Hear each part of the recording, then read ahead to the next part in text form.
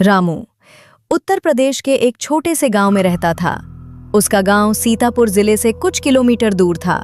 गांव में कच्ची सड़कें थीं, चारों ओर खेत खलिहान फैले हुए थे और लोग सरल जीवन जीते थे। रामू भी उन्हीं किसानों में से एक था जो दिन रात मेहनत करके अपने परिवार का पेट पालता था। रामू के पास केवल 2 बीघा जमीन थी। उसी जमीन पर वो गेहूं, धान और कभी-कभी दाल उगाता था। उसका घर मिट्टी का बना हुआ था, जिसकी छत पर खपरैल लगी थी।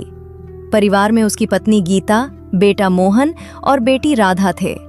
हालात भले ही साधारण थे, लेकिन परिवार में प्यार और अपनापन बहुत था। रामू हर सुबह सूरज उगने से पहले उठ जाता था। वो बैलों को चारा डालता, हल तैयार करता और खेतों की ओर निकल जाता। खेत ही उसकी दुनिया थे। वो मिट्टी को अपनी माँ के समान मानता था। उसे विश्वास था कि अगर वो सच्चे मन से मेहनत करेगा तो धरती उसे कभी निराश नहीं करेगी।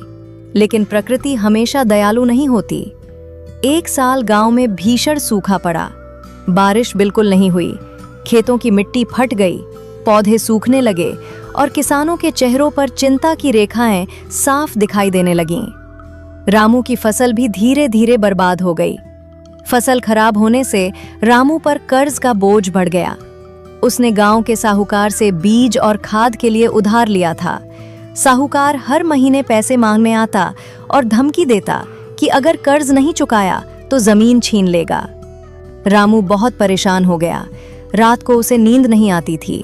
वो सोचता कि अगर जमीन चली गई तो परिवार का क्या होगा। एक दिन रामू उदास बैठा था।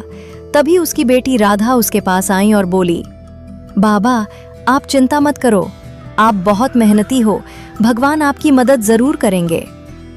बेटी की बात सुनकर रामू की आंखों में आंसू आ गए। उसने महसूस किया कि उसे हार नहीं माननी चाहिए। अगले दिन उसने एक बड़ा फैसला लिया। उसने सोचा कि अगर बारिश नहीं हो रही तो उसे खुद पानी का इंतजाम करना होगा। उसने अपने खेत में कुआं खोदने का निश्चय किया। गांव के लोगों ने उसका मजाक उड़ाया। वे बोले, 2 बीघा जमीन वाला गरीब किसान कुआं कैसे खोदेगा?